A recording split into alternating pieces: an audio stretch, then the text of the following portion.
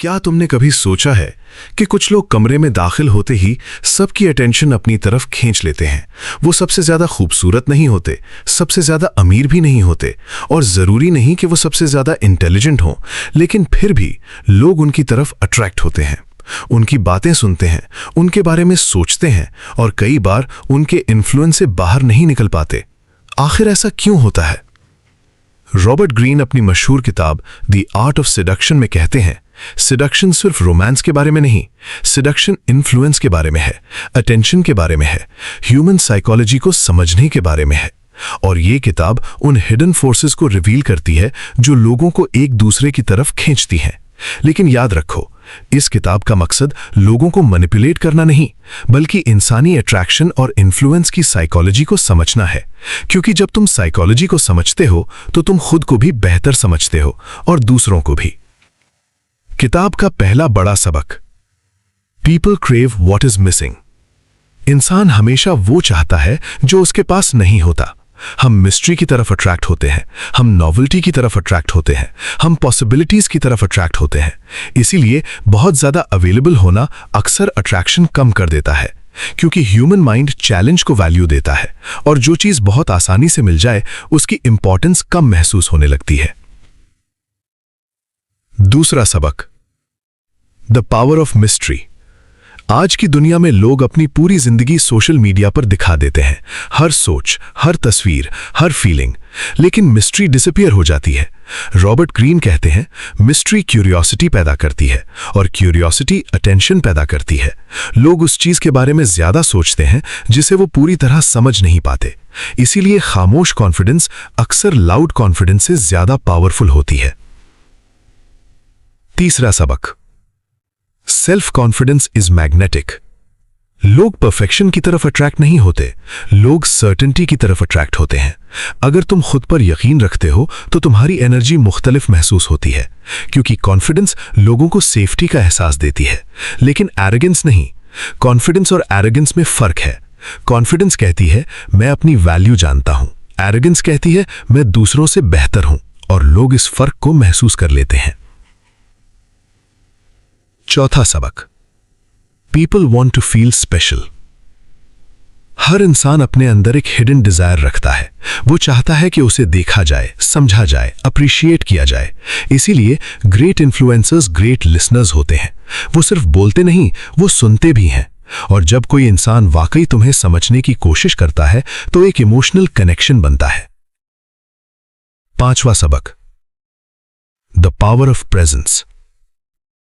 ज्यादातर लोग कॉन्वर्सेशन में मौजूद नहीं होते। वो जवाब सोच रहे होते हैं, फोन चेक कर रहे होते हैं या कहीं और मेंटली मौजूद होते हैं। लेकिन पावरफुल लोग प्रेजेंट होते हैं।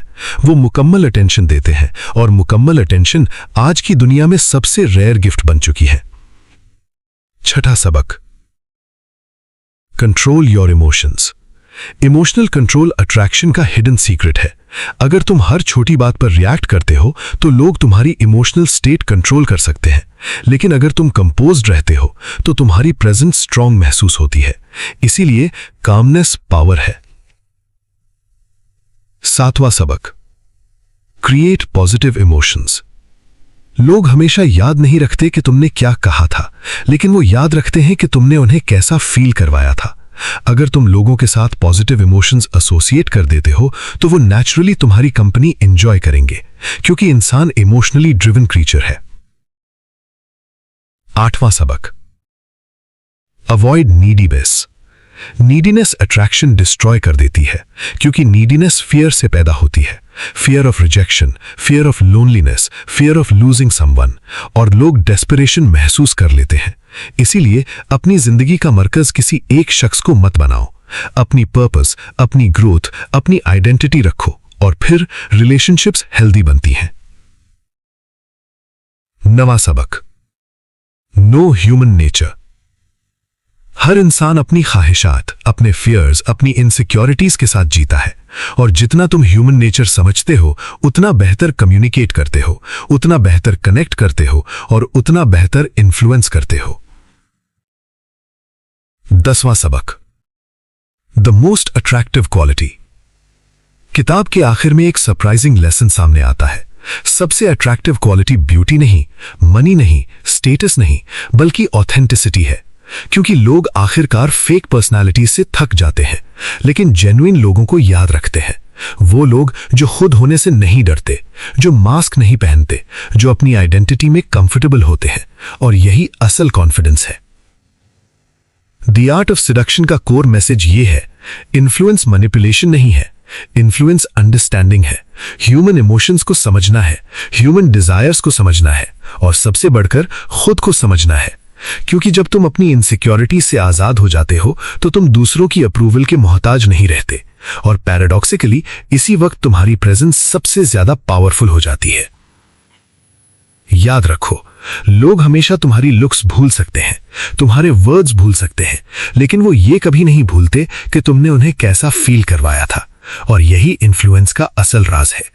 अगर ये समरी तुम्हें वैल्यूएबल लगी तो कमेंट्स में लिखो पावर ऑफ प्रेजेंस। लाइक करो, शेयर करो, सब्सक्राइब करो, और याद रखो, असल कशिश खूबसूरती में नहीं, असल कशिश उस एनर्जी में होती है जो तुम दुनिया में लेकर आते हो।